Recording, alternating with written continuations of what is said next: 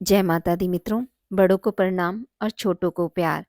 एक समय की बात है जब पार्वती जी ने महागणपति के सम्मुख पूछा कि अघन कृष्ण चतुर्थी संकटा कहलाती है, उस दिन किस गणेश की पूजा किस रीत से करनी चाहिए। माता पार्वती के प्रश्न के उत्तर में महागणपति जी ने कहा, हिमालय नंदिनी अघन में पूर्वोक्त रीति से गजानन नामक गणेश की पूजा अति शुभ रहती है।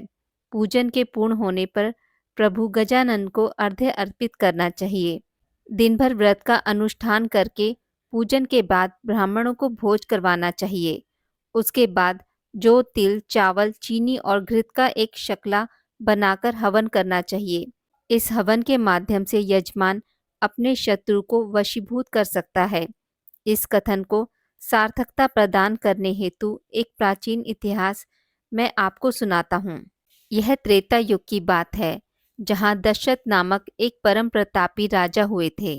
राजा दशरथ को आखेट अति प्रिय था।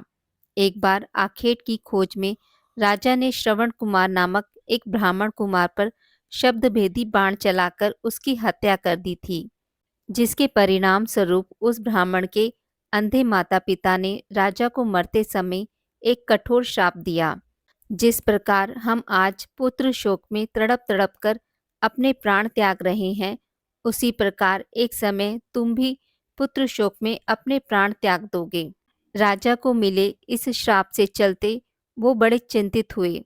राजा ने अपने अंतिम काल में पुत्र आशा से ग्रसित होकर पुतेष्टि यज्ञ का अनुष्ठान किया, जिसके फलस्वरूप भगवान श्री हरि राजा दशरथ के घर श्री राम स्वरूप में अवतरित हुए और माता लक्ष्मी जानकी रूप में अवतरित हुई।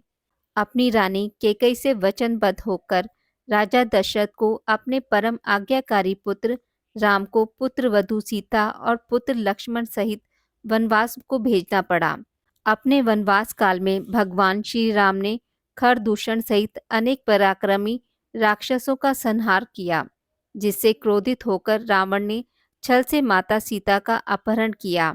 अपनी भार्या सीता से बिछड़कर उनकी खोज में भगवान श्री राम अपने अनुज लक्ष्मण सहित पंचवटी को त्याग कर दक्षिण की ओर प्रस्थान कर गए। वहीं आगे जाके वो ऋषिमुख पर्वत पर आ पहुंचे और वनराज सुग्रीव से मित्रता की। वहीं उन्हें हनुमान जैसा परम भक्त और सखा मिला। सीता माता की खोज करने हेतु पृथ्वी की सभी वानर प्रजाति को एकत्रित किया गया और अलग अलग टुकड़ी में बांटा गया। दक्षिण की ओर हनुमान और अंगद जैसे परमवीर वानरों की टुकड़ी को भेजा गया। चलते चलते वो समुद्र तट तक आ पहुंचे, लेकिन अब उन्हें आगे का मार्ग दिखाई नहीं दे रहा था, जिससे हताश होकर टुकड़ी नायक अंगद वहीं अपनी वानर सेना के साथ आमरण उपवास पर बैठ गए। जिसे देख वहीं बैठा एक विशाल गिद्ध मुस्कुराने लगा। तब सभी ने अपने मन की व्यथा व्यक्त की। व्यथा में इस गिद्ध को अपने भाई जटायु का नाम सुनाई दिया और फिर वो भातृ प्रेमवश अपना परिचय देते हुए कहने लगा, हे वानरों, आप कौन हो और आप मेरे भाई जटायु का नाम क्यों स्मरण कर रहे हो। तब वानर सेना नामक अंगद ने उन्हें सारी वार्ता स्पष्ट की। तब उस गिद्ध ने कहा, हे परमवीर वानरों, मेरा नाम संपाति है। जटायु मेरा अनुज है। आप जिस माता सीता की खोज के लिए निकले हैं, मैं जानता हूँ कि वो इस समय कहाँ हैं। वो इस समय समुद्र के उस पार लंका नगरी में स्थित अशोक वाटिका में एक वट वृक्ष के नीचे गहरी चिंता में बैठी हुई हैं। गिद्धराज के ये वचन सुन सभी वानर चिंता में डूब गए। उन्हें अब पता चल गया था कि सीता माता कहाँ हैं, लेकिन उन तक भगवान श्री राम का संदेश कैसे पहुंचाया जाए। इस विशालकाय समुद्र को कौन वानर लांघकर उस लंका नगरी में जाने को सक्षम है। जिसके उत्तर में गिद्धराज संपाति ने कहा, हे वीर वानरों, चिंता ना करें।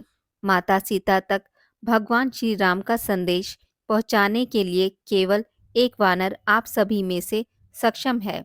वही प्रतापी वानर इस विशालकाय समुद्र को लांघकर उस पार जा सकता है।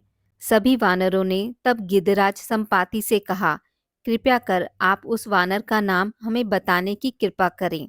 तब गिद्धराज संपाति ने पवनपुत्र हनुमान जी का नाम लिया।